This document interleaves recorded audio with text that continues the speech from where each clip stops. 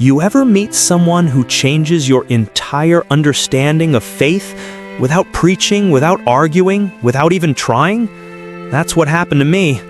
I'm Officer Daniel Hayes with the Boston Police Department. I've seen criminals lie with tears in their eyes, beg with shaking hands, swear on their mothers, their children, their God. I've learned to read guilt in a heartbeat. At least, I thought I had, until I met him. He was 24, maybe 25. A quiet, strikingly calm young man brought in on a murder charge. The kind of case where every piece of evidence points to one person. The kind of case where you stop calling them suspect and start calling them killer.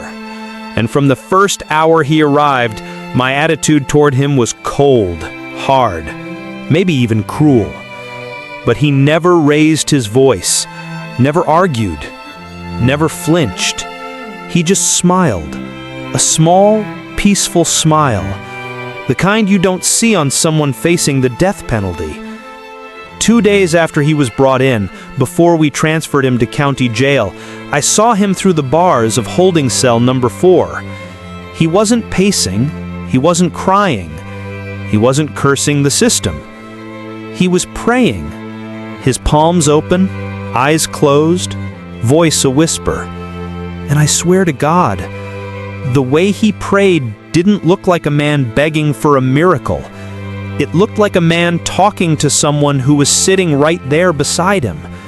When he finished, he looked up and saw me watching.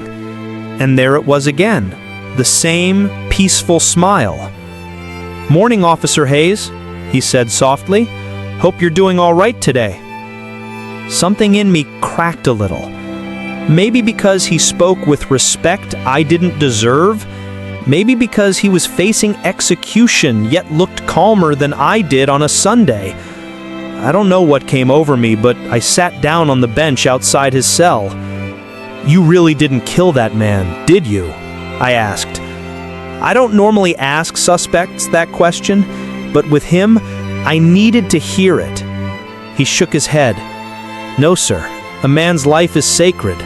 Taking one unjustly," he swallowed, "that would destroy my soul." "Then why'd they arrest you?" I asked. "A powerful man needed someone to blame, and I was nearby. Wrong place, wrong time. And he had the influence to make the whole town point at me."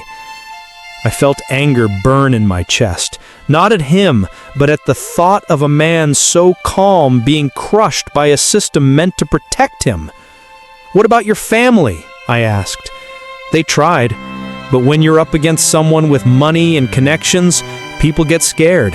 Even truth gets scared." He said it with a smile, like he wasn't resentful, just accepting. "You don't seem worried," I muttered. "I'm not," he replied gently. "I placed my case before God. He knows I'm innocent.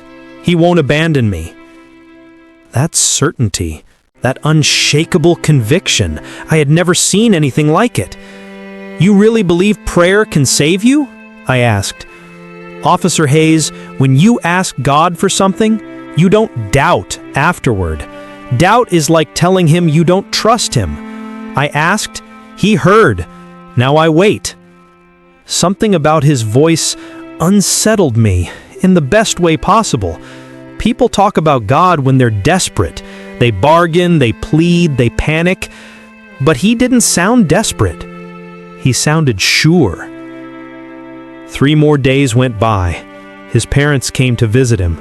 His mother cried so hard her whole body shook, but even as he held her hands through the bars, he whispered gently, "Mom, don't worry. God won't let them take me. Just wait." I had read about faith like that. I had never seen it breathing.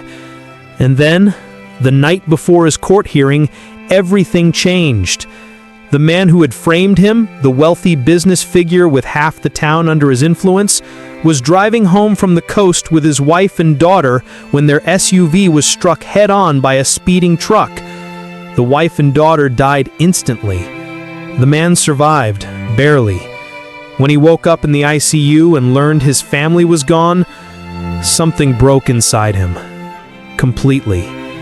He demanded a doctor make a video recording. He could barely breathe, barely speak, barely sit up. But in that recording, voice shaking, tears running down his face, he confessed everything. How he had shot the man during a drunken argument, how he'd blamed the closest person he could find, how he'd bribed 2 witnesses, how he'd sworn no one would question him because of who he was. And then, in his final minutes, he begged forgiveness. He died an hour later. The doctor brought the video straight to the station. I remember watching it, my hands trembling. The confession was clear, direct, undeniable. And as it ended, I felt something I hadn't felt in 20 years of police work. Humility. Pure, crushing humility. The next morning, the young man stood in court as the video was played. No cross-examination, no debate, no loopholes. Just truth, delivered in a way no one expected. The judge dismissed the charges immediately. His mother collapsed into sobs as she hugged him, this time tears of joy. His father held him like he was holding life itself. But what broke me, what changed me, was the moment he turned toward me. His eyes wet with tears for the first time, not because he suffered, but because God hadn't left him alone. I walked up to him, throat tight. "Before you go, tell me something I'll never forget." He placed a hand on my shoulder and spoke words that have lived in my chest ever since. "Officer Hayes, God isn't an idea, He's real, closer than the pulse in your neck. When trouble hits, He watches how we respond. If you ask Him and don't doubt Him, He sends help in ways you could never imagine. He never abandons the ones who trust Him." And then he smiled, that same peaceful smile, and walked out of the courthouse a free man. As for me, I walked out feeling like I had met God for the first time. Or maybe like God had just introduced Himself to me through a man with nothing but faith.